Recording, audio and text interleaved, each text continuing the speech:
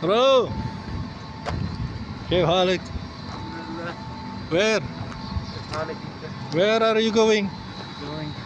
For what? So tell to kakain. Ha? Kakain. Kakain? Aywa, kakain na mga pangkal. Kakain tell. What does it mean? Kakain, eating bro. Eating lunch. Chap ka na. Okay, kana. Kakain ng mga pangkal.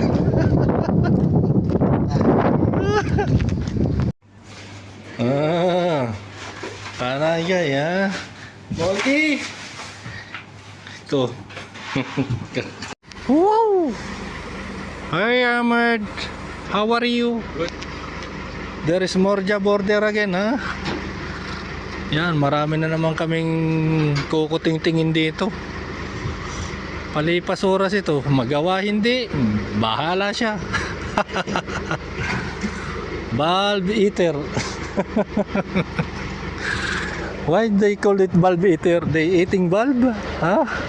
Or crushing bulb, crushing the bulb. But they call it bulb eater. And this one is for high pressure washer. Washing machine. The scratcher. And we'll see what will happen here. Yan, marami na naman kaming tanggap dito na gagawin. Sige lang.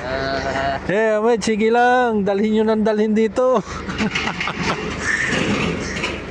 Dalhin nyo lang nang dalhin dito. Tamang itatambak dito. Yan, marami na nakatambak dito.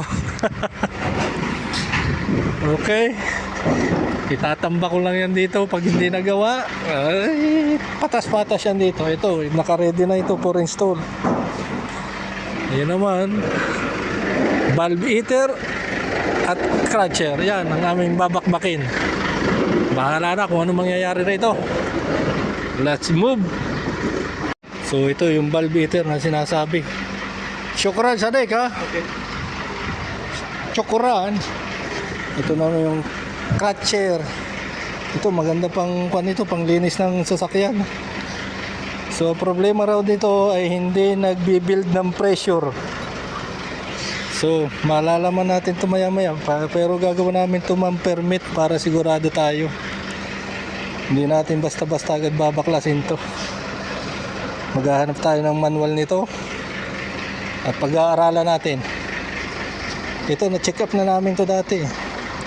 Ang original nito ay 110 o 120, then convert to 220. You know the tube they will insert here, bro. You know the function. You see that bulb, fluorescent bulb, they will insert here. They will suck tube, and then it will crush here. Close. It's supposed to be this automatic. Once this one is running, the vacuum should be running also. So we will see if there's a permit. Okay? Okay. Close. Nadidinig kami sa scrapyard at naghahanap ng magagamit pa. Tambak. Pati pang po sa walis sa mga marami rin nakatambak. Here bro, this pipe you can use. Ayo. Bro, this one is short but heavy. This maybe very heavy.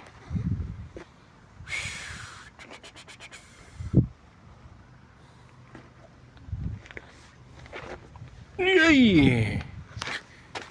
So mga bolts andini kami sa scrapyard. Napakarami din yung magagamit pa napakarami, mayroon pang AC doong itinapon. Ito ang kailangan namin, tubo para magawang ismo. See, good luck. This pipe okay, only cut here. Ada rakib pipe hose. Ada plans. Bas, kalas. Sa? Yeah. Shoot drum here. Where is Mukayim there? Yeah. Oh.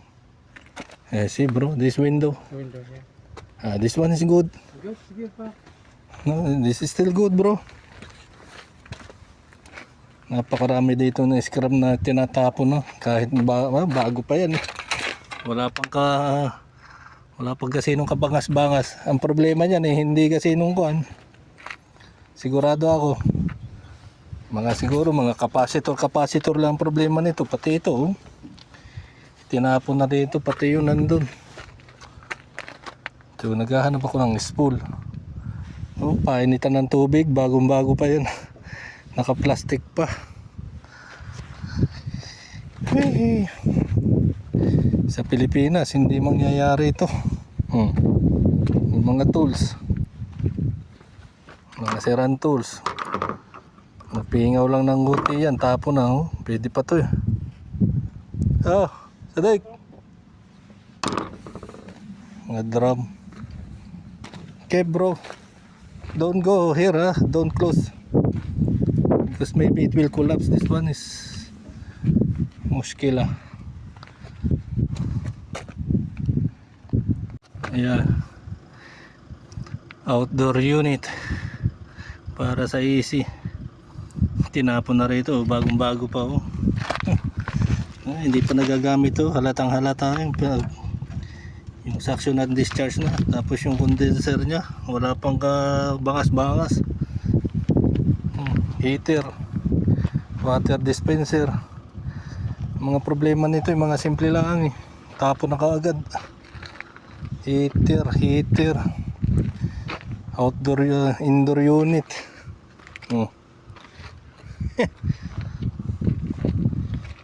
Mapi muskila. Ano pa yung mga kuwan? Tapos yung mga kable rito. Mga kuwan ito, mga blower ng kuwan. Ng indoor unit. Kable. Palit.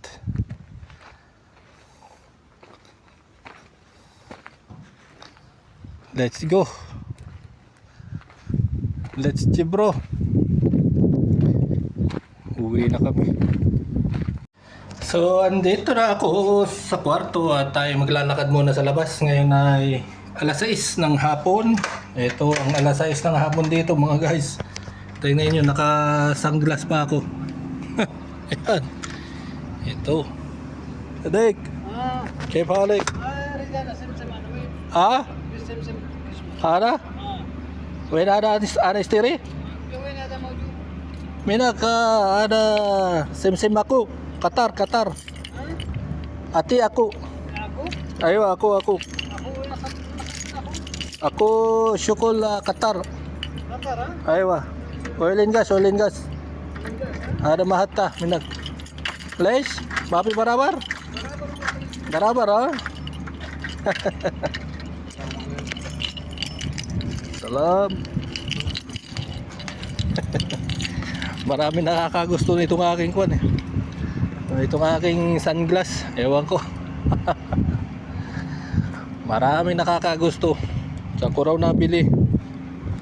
Sabi ko bigay lang to sa akin.